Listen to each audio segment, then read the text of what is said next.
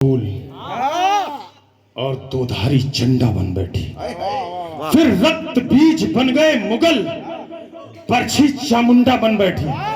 बैरी को तक्षक थे प्रताप, हुंकार बन गया था चेतक।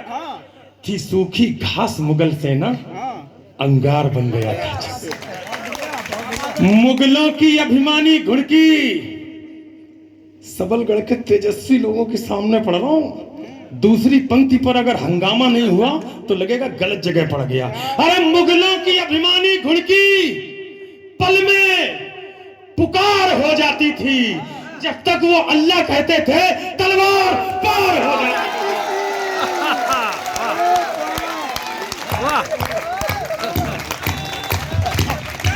जिंदाबाद जिंदाबाद।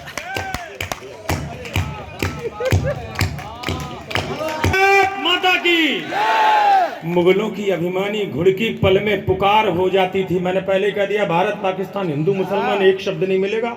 मुगल आक्रांता के खिलाफ कविता पढ़ रहा हूं, जिसकी औकात हो टोक करके दिखा। मुगल आंखों के आगे था चेतक, छाती के भीतर था चेतक। थल में चेतक, जल में चेतक, छल में चेतक, बल में चेतक। लोहू की नदियां बहती थीं, नदियां की कलकल में चेतक। पानी पर चेतक दौड़ रहा, चेतक चलता अंगारों में। वाणी पर चेतक डोल रहा, चेतक घुस गया विचारों में। अरे राणा पर होता वार अगर, इस बार कवि बन जाना। श्रोता तो बहुत अच्छे हो ही, आज साबित करना कि कवि भी अच्छे हो। 1.5 पंक्ति पढ़ता हूं, शांत होऊंगा। आगे की आधी पंक्ति आपसे सुनना चाहता हूं। कई गीत ऐसे होते हैं जिनको सुनते सुनते आप रिपीट करते हो। ये गीत कविता कभी नहीं सुनी, लेकिन दावा करता हूं अगर कनेक्ट हो तो बोलोगे उधर। राणा पर होता, मुगलों के अभिमान, राणा पर होता वार अगर तो तुरंत झुकाई देता था, झुक जाता था अपना चेतक बचाने के लिए। अरे राणा पर होता वार अगर तो तुरंत झुकाई देता था। यदि यहां डूब जाता चेतक सब कभी बना दिया आपने। ये खुश होता है, क्या संस्कार दिए हैं। साफ देना एक बार। राणा पर होता वार अगर तो तुरंत झुकाई देता था। यदि यहां डूब जाता चेतक तो वहां दिखाई देता था। मेवाड़ विजय के रास्ते में एक चमत्कारिक प्रयोग राजवीर दादा। आप जैसे बड़े मनीषी बैठे विश्वविद्यालय, कई बार आपके लिए आया संबोधन। मेवाड़ विजय के रास्ते में खुद का तन रोड़ा बना दिया। शब्दों का प्रयोग देखना बड़े भैया। मेवाड़ विजय के रास्ते में खुद का तन रोड़ा बना दिया। चेतक योद्धा बन गया और मुगलों को घोड़ा बना दिया।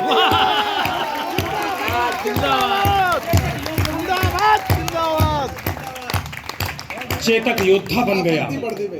एक पंक्ति इसको और एक दोबारा साथ देना दूसरी पंक्ति पर, सब लोग एक साथ। मेवाड़ विजय के रास्ते में खुद का तन रोड़ा बना दिया।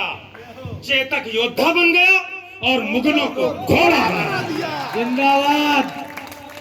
चेतक कहता रणचंडी से आओ, चेतक कहता रणचंडी से आओ, अपना खप्पर धो लो। राणा चेतक के साथ साथ भारत माता की बाघ मुक्त नीली आंधी मर्जी से पांव उठाता था। राणा के एक इशारे पर चेतक फौरन मुड़ जाता था। बैरी सेना के सागर में चेतक तैराकी करता था, जाते जाते मुड़ जाता था। बेहद चालाकी करता था। जिसके सीने पर चेतक की तगड़ी टापे पड़ जाती थी, उसकी छाती में भाले सी दोनों टांगे गड़ जाती थी। तभी अचानक मान सिंह हाथी असवार नजर आया। राणा के संग चेतक की भी आंखों में खून। राणा कोई कौतुक करते इससे पहले वह घूम गया। अगली टांगों का प्रबल वार हाथी का मस्तक चूम गया। आघात अश्व का भारी था, सहकर हाथी लड़खड़ा उठा। इतने में राणा का भाला विद्युत जैसा गड़गड़ा उठा। सबलगढ़ के लोग साथ दें, विद्युत जैसा गड़गड़ा उठा। गद्दार ठहर जा, पूर्ण हुए सब पाप तुम्हारे लगते हैं। तू भूल गया रणकौशल में हम बाप तुम्हारे लगते हैं। तू भूल गया रणकौशल में हम बाप तुम्हारे लगते हैं। मच गई खलबली मुगलों में, मच गई खलबली मुगलों में, मच गई खलबली मुल्लों में। राणा राणा का शोर उठा घनघोर समर के अंधकार में। जैसे कोई भोर उठा, आगे करुणा का सागर है। इस करुणा में थोड़ा रो लो। राणा चेतक के साथ साथ भारत माता जय बोलो। कभी दिखाई देता था। न हल्दी घाटी में चेतक का जोड़ दिखाई देता था। संख्या बल में अकबर का दल राणा के दल से भारी था। हजारों घाव लगे थे, पर राणा का हमला जारी था। घिर गया श्रगालों में नाहर, राणा को संकट बूझ गया, पर एक लिंग का हटी कूद दो धारी लेकर जूझ गया। इतने में झाला आ पहुंचे, झाला मन्ना, झाला मान सिंह दोस्त थे राणा के। इतने में झाला आ पहुंचे, बोले राणा प्रस्थान करो, तुमसे कल को आशाएं हैं, कुछ उसका भी तो ध्यान करो। राणा बोले रण में झाला मैं इंच इंच कट सकता हूं।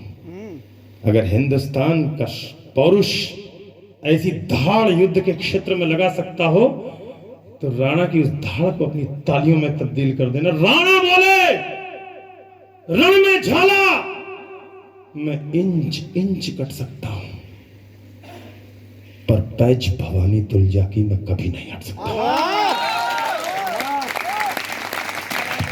तब एक लिंग का राजस्थान का, लेकिन जैसे ज्वाला आया अपनी पूरी ताकत समेत चेतक फल्लांग लगा बैठा, राणा की रक्षा करने को अंतिम छलांग। जिंदाबाद। उस नील अश्व ने स्वामी भक्ति का पाठ सभी को सिखा दिया। करवट लेकर बेजान शीश राणा चरणों में टिका। फिर लगा अचानक घोटक ने जैसे अपना मुंह खोला हो। चलते चलते जैसे शहीद चेतक ने बस ये बोला हो, मालिक मालिक मालिक, मेवाड़ घराने का मैं कर्ज चुका कर जाता हूं। अरे माथा सहला कर विदा करो, मैं फर्ज निभा कर जाता हूं। मैं फर्ज निभा कर जाता हूं। बस एक याचना है स्वामी। चेतक बोल पाता तो क्या मांगता, कवि की कल्पना, आपका समर्थन। बस एक प्रार्थना है स्वामी, दुश्मन का सिद्ध षड्यंत्र न हो, जब तक चेतक की याद रहे मेवाड़ मेरा परतंत्र न हो। चेतक मेरे बेटे भैया हलाल वीर चीता, चेतक को बाहों में भरकर वो घायल शेर पुकार उठा। चेतक तेरी बलिदान कथा हिंदुस्तान भी गाएगा, गाएंगे श्याम नारायण भी, हर नौजवान भी गाएगा।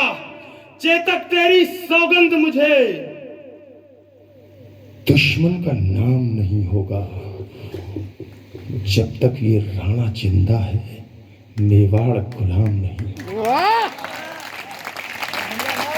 और एक वचन मेरा भी है, अंतिम दो पंक्तियां, और एक वचन और एक कसम मेरी भी है, जिसकी प्रतिपूर्ति नहीं होगी। राणा के आपने बहुत सारे स्टैचू देखे होंगे, और अगर उन स्टैचू के मुताबिक मेरी बात सही हो तो आकाश भर तालियां देके विदा करना। और एक कसम मेरी और एक वचन मेरा भी है, जिसकी प्रतिपूर्ति नहीं होगी। चेतक तेरे बगैर राणा की कोई मूर्ति नहीं। अंजाम अजय की विनती है, अंजाम अजय की विनती है, अब तो दोनों बाजू खोलो। राणा चेतक के साथ साथ भारत माता की, भारत माता की, भारत माता की। बहुत बहुत अभिनंदन सबलगढ़, आप जैसे श्रोता वास्तव में कहीं नहीं देखे। ये सब राजवीर भैया का शिक्षा और संस्कार।